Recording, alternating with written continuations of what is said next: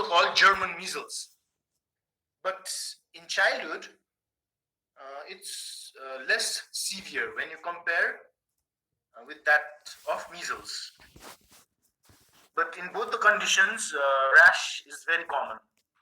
But in rubella, which is German measles, the child may be asymptomatic. It's not necessary that rashes appear.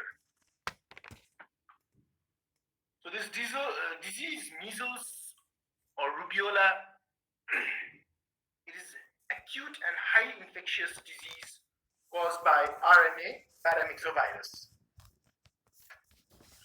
And another name for measles is rubeola, which means red spots.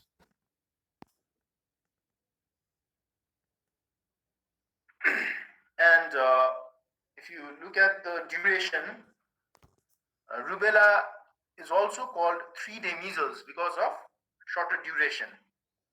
It's also called German measles and 3-day measles. But it is different, right?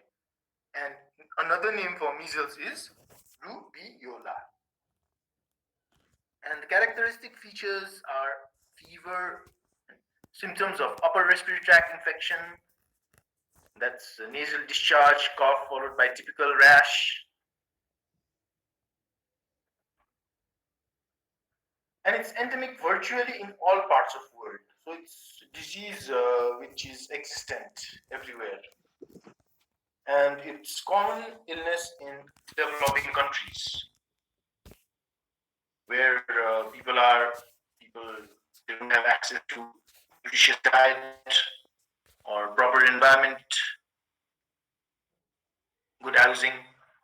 And it tends to occur in epidemics where proportion of susceptible children reaches to about 40%. So how do we make children immune to this disease? Is by, can anyone answer? This is my question to you all. How do we make children in a community immune to measles? Vaccination, sir. By? Vaccination. Vaccination. Yeah, very good. Vaccination. Right? Measles vaccine. That's why in health programs, the target is to have high coverage of measles vaccine, more than 90%. And what happens is, those who have received vaccine, there's less chance of those vaccinee getting measles infection, but at the same time, they also act as barrier to the spread of infection. Right? So if we have a measles, if we have a child suffering from measles and who shares the same environment with another child who has received vaccine, there's less chance that the one who has received vaccine will have infection. But if the child sharing the same environment had not received measles vaccines, then that child would be infected. There will be transmission, and which further, has a multiplying effect on the number of infectious children. So it's not only self-protection that a child gets by being vaccinated with measles vaccine. He or she will also be acting as a barrier to the chain of transmission. However, failure to deliver at least one dose of measles vaccine to infants is one of the reasons for high measles mortality and morbidity. So even in Nepal, initially they used to give measles vaccine only at 9 months of age, but now in our national immunization program, it is given in combined form along with rubella. So we have MR vaccine, which is given at 9 months of age, and the second dose given at 15 months of age.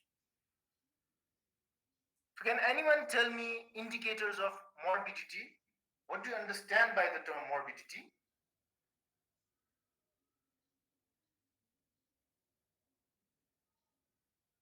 For disease state, its indicators are OPD admission rate and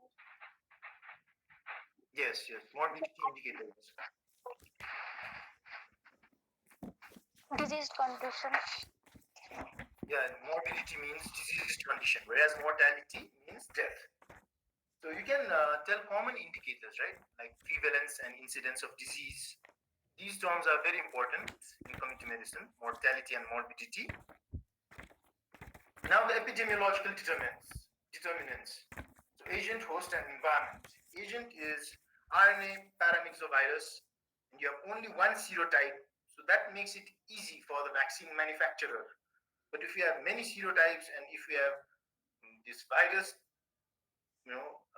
quickly changing from one form to another, mutating, then it becomes very challenging for vaccine manufacturers. And if you look at coronavirus, COVID, like even if they are able to manufacture vaccine, by that time the strain might have mutated to another form.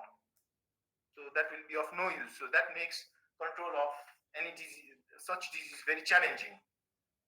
And it cannot survive outside human body. So this is also an advantage, because if uh, measles virus could survive outside human body, existed in animals, then that would make control of measles very challenging. And the only source of infection is case of measles. No carriers, but subclinical cases occur. And so in cases where you have asymptomatic forms like coronavirus, transmission is very quick and it is difficult to control, because a person may appear healthy but at the same time may be carrying the organism which the person transmits to others. But if the disease easily manifests and subclinical cases are not common, then control becomes easy, because you can easily see the diseased person by signs, right? One can easily know that the child is suffering from that disease.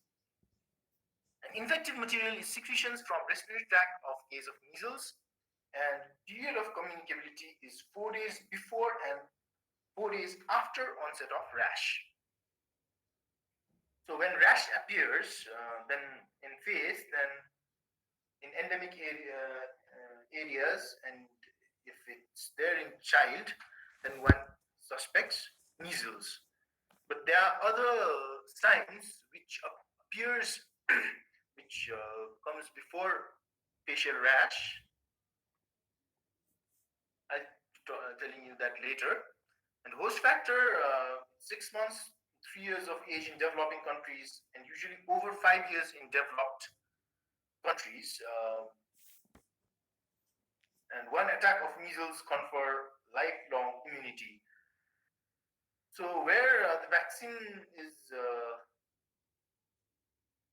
given, there the cases tend to be low, and it tends to be very severe in malnourished children, carrying mortality up to 400 times higher than in well-nourished children, because nutrition and immunity, and those are interrelated. For body to synthesize immunoglobulins, should have sufficient protein.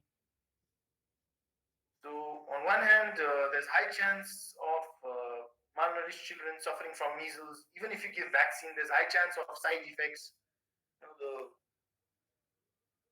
The malnourished child, undernourished child may not tolerate the antigen dose of measles. And on the other hand, they also have more ability to transmit to others, right? Because malnourished children excrete measles virus for a longer period.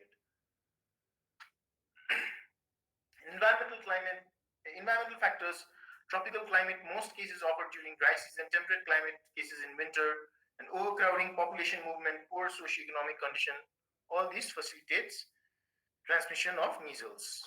Incubation period around 10 days, and transmission is by droplet infection from one person to another 4 days before onset of rash and 4 days after onset of rash. So this is the period of maximum transmission.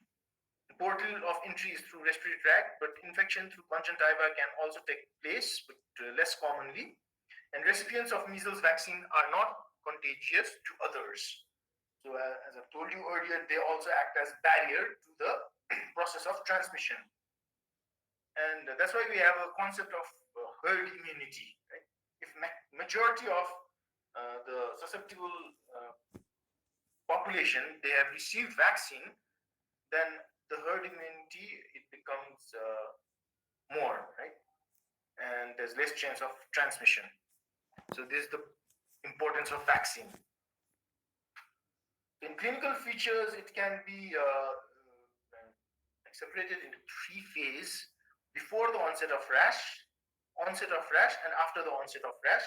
So before onset of rash, you have prodromal stage where you have features of upper respiratory tract infection like fever, sneezing, nasal discharge, cough, lacrimation, redness of eye, and even photophobia. Right, the eye gets irritated, flight, diarrhea and vomiting may occur like in other infections, but a small bluish spots which appear on buccal mucosa opposite molar tooth. Right? That is the typical sign of measles. So that tells us that the child is suffering from measles and the rash is going to appear on face and other parts of body in few days. So pediatrician, if a child is not feeling well and of that age group, if one does the examination of buccal mucosa, one may be able to diagnose measles. An eruptive phase or phase of rash. So macular or maculopapular erythemas, meaning reddish rash, which begins behind ears and spread rapidly in few hours over face and neck and extends down the body to lower extremities in 2 to 3 days. So this is how the rash appears and travels down the body, and it may remain separate, discrete, or it may be closely appearing, like it may appear in dense form and last up to 8 days.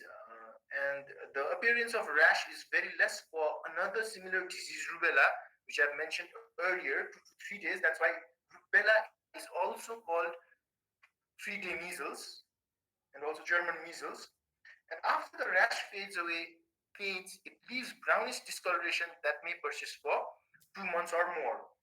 So if rash, if brownish discoloration spots or patches seen in a child, then it tells us that the child had an attack of measles few months back. So it's a kind of proof or evidence of prior measles infection. And virus may be present in tears, nasal secretions. That's why in some cases also transmitted through conjunctiva. That also has been reported. Throat secretions, urine and blood around 4 days before the onset of rash and 4 days after the rash appears. Diagnosis is based on typical rash and complex spot which is present in oral mucosa opposite molar tooth. And even serology can play a role in diagnosing the antibodies which are produced in the early phase, but of course it may not be economically advisable and such a smart choice using serology for measles. And the third phase, after the disappearance of rash, is post-measles stage after the appearance of rash. I mean, after appearance and disappearance of rash. So there's weight loss and weakness naturally because the child will need to fight back the disease. There may be diarrhea and vomiting, loss of appetite. So naturally there'll be weight loss and weakness. And secondary bacterial infection or other viral infection may also take place because when immunity is low, whatever organism there around us in the environment, they take opportunity to build colony inside human body. So that's why secondary bacterial infection and other infection common. You may have fungal infection, reactivation of pulmonary tuberculosis. So where tuberculosis is very common, it may be existing in dormant phase in countries like Nepal, right? It's very common and it's almost everywhere. So many people may be having dormant this bacilli in dormant stage, and when there's weakness or when the immune system is not functioning properly, then there's reactivation, and of course the diarrheal episodes in post-measles stage. Now the complications, and this question has been asked in KU exam, right, on complication of measles. So you have to mention the common complications like measles associated diarrhea, pneumonia, otitis media, encephalitis, and other rare complication, subacute sclerosing panencephalitis. And this may develop even years after initial measles infection, and it's characterized by progressive mental deterioration leading to paralysis and coma. So it's insidious process taking place in brain. But what I see is that medical students, the complex words they like to memorize. So many times that has happened. I ask about complications of measles, and their first answer is subacute sclerosing panencephalitis. Maybe it sounds very good medically, but when asked, you should mention the common complications, right? Like diarrhea, pneumonia. Of course, compared to subacute sclerosing panencephalitis, pneumonia and diarrhea may appear a bit boring, but still common things. One looks for common things, right? Most occurring things. And pneumonia and otitis media, these are like relatively more common diarrhea complications of measles. And when a pregnant woman becomes infected with measles, high chance of complications like spontaneous abortion or preterm delivery. An infant born to mothers suffering from measles should be passively immunized with immunoglobulin at birth. So I hope you know the difference between active and passive immunization. And in active immunization, the body plays active role by producing its own antibodies. But in passive immunization, the body is passive because ready-made antibodies are introduced in the body. And in areas of high case fertility rate due to measles, vitamin A supplement should also be given. So it has shown that vitamin A capsules may play a role in preventing complications and death due to measles. And many times, measles and chickenpox can occur together. So when you're asked about conditions of rash and fever in childhood, three things should come in your mind: measles, rubella, and chickenpox. But looking at the nature of onset of rash and spread of rash, you should be able to differentiate, because in measles it's mainly from behind the ears, then to face, and then spreads downwards towards extremities. But in chickenpox, the rash first appears in the trunk region and then only spreads towards extremities. So the appearance is also the site of appearance is different, and also the appearance of rash. In chickenpox, you have rash of various forms, like you call it pleomorphic rash, and you'll be having chickenpox class later. But in measles, you have maculopapular rash. So how we prevent measles is the simple way is by achieving immunization rate more than 95% in any community. So measles vaccine, it's live and attenuated, and it's given subcutaneously, 0.5 ml. And you have these strains, Edmonton Zargate strain and Squash strain, named after this biomedical scientist who played an important role in inventing or manufacturing this vaccine. Can anyone tell me any other live and attenuated vaccine? Any student? Then live and attenuated. So polio vaccine. The oral polio, right?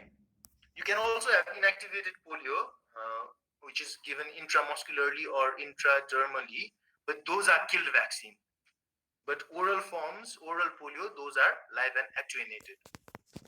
BCG also. But in Nepal nowadays, it's not only single dose of measles vaccine, but 2 doses of MR vaccine, which also contains rubella component, and it's given in 9 months of age, and the second dose is given at 15 months of age. So, along with measles rubella vaccine or MR vaccine given at 9 months of age, the third dose of pneumococcal conjugated vaccine (PCV) is also given. Right? And anyone tell me when first and second dose of PCV or pneumococcal conjugated vaccine is given?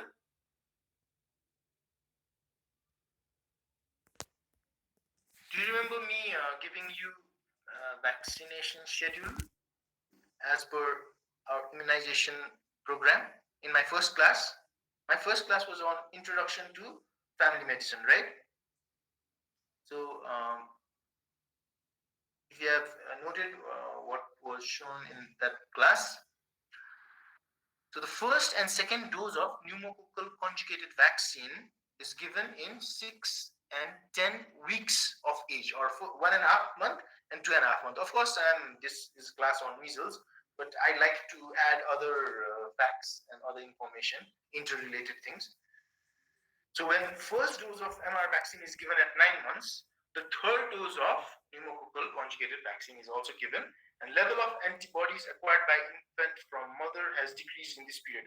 So in many countries, measles vaccine is given at 6 months of age, because in the first 6 months of age, like the child has, when newborn child has higher level of antibodies acquired from mother, right? But the level of antibodies fall as the age progresses. That's why when level is relatively low, 6 months of age, in many countries, live vaccine is given so that the child will be able to tolerate even comes across the virus, right? In the first 6 months, that will be prevented by antibodies which the newborn has acquired from mother. But this goes down along with time. So when there's an outbreak, the vaccine can also be given. When there's outbreak of measles, the vaccine can also be given as early as 6 months of age. So in many countries, they also lobby to have child vaccinated with measles vaccine at 6 months of age. But like every other vaccine, this vaccine is also not without side effect. In many children, it may lead to mild measles-like illness. So it is supposed to protect from measles, but what we are giving is also a virus, but weakened form.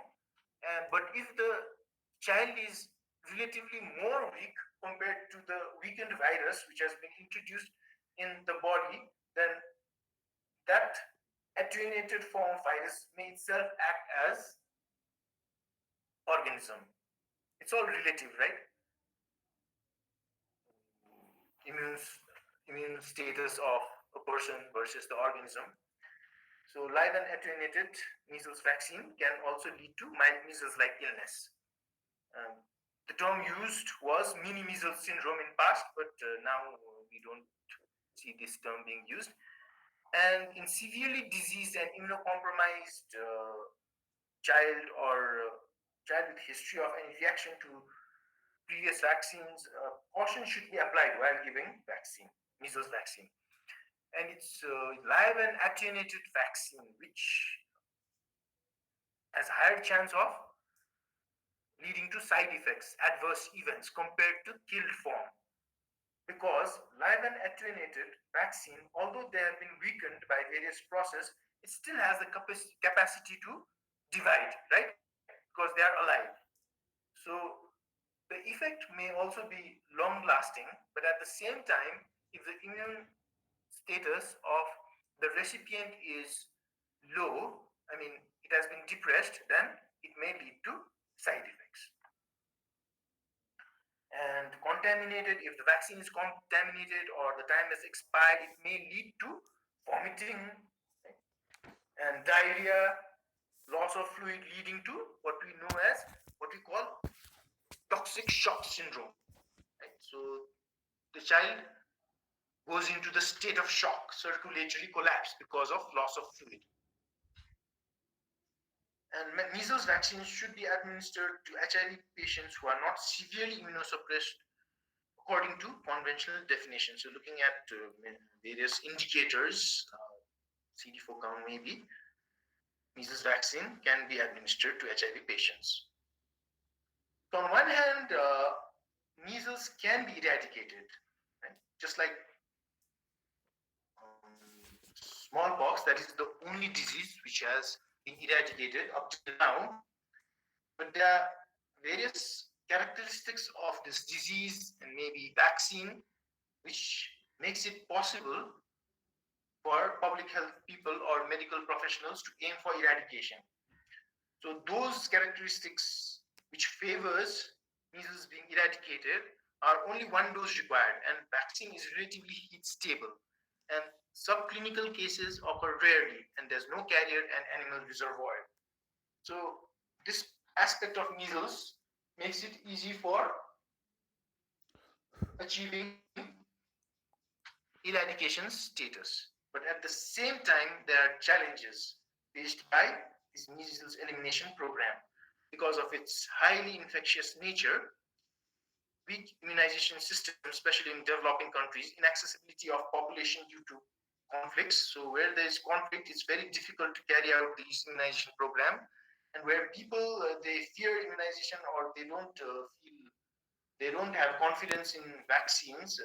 If the people refuse to have their child vaccinated, then it becomes very difficult to achieve high coverage, and gaps in human and financial resources at country and global level. So these are the challenges for measles elimination. And you can also have measles vaccine in other combined forms apart from measles rubella, like MMR vaccine, where you also have component of mumps.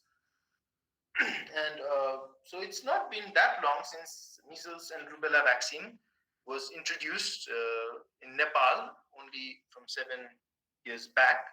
Before that, they used to give only single measles vaccine at 9 months of age. And you can also have another combination where you also have varicella component, so MMRV. So can anyone tell me what is meant by outbreak?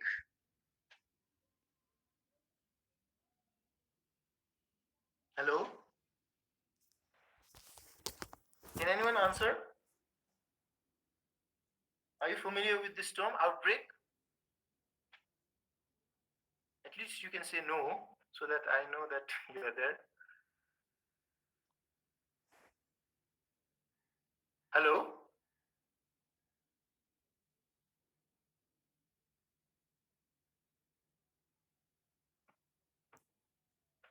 So outbreak means number of cases. It has crossed the expected level when you compare with previous year's record, right? It's also, there's another term called epidemic. So outbreak and epidemic, those are similar terms. And outbreak control measures isolation for 7 days after onset of rash so that there's no transmission to others. Immunization of contacts within 2 days of exposure. Immunoglobulin given within 3 days if vaccine contraindicated. And age can be lowered to 6 months if there is measles outbreak, and prompt immunization at beginning of epidemic. So these are measures to be taken if there is outbreak. So this has been taken from annual report and related to measles vaccine, and they have given us coverage according to different province. This is what we find in annual report, which is published by Ministry of Health and Population. And this is the recent occurrence. So recently there has been outbreak or of measles in many districts in Nepal, and the cause can be due to lockdown, which has also affected immunization program. So this article was taken from Kathmandu Post, and this was posted on 29th April 2020. Measles outbreak reported in 5 districts, including in Kathmandu and Lalitpur, in last 1 month, since the government enforced a nationwide lockdown on March 24 to contain the spread of COVID-19. Measles breakouts have occurred in several parts of country, with at least 2 confirmed fatalities in Dhading district. Latest cases reported in Kathmandu and Lalitpur and Kageshwari municipality of Kathmandu. There are also at least 6 children, 6 months to 14 years of age. So even in 14 years, measles has been reported. Is diagnosed with disease in the past 1 week, and in Lalitpur also 18 cases, and also in Jhapa, Sarlai, and Dhading. So these are the different districts where measles was reported, and maybe due to lockdown. And to achieve measles eliminated status, the number of cases should be lower than 5 in a million people or no cases throughout a year. And so when this is achieved, then only we can say measles elimination status has been achieved. Okay, thank you.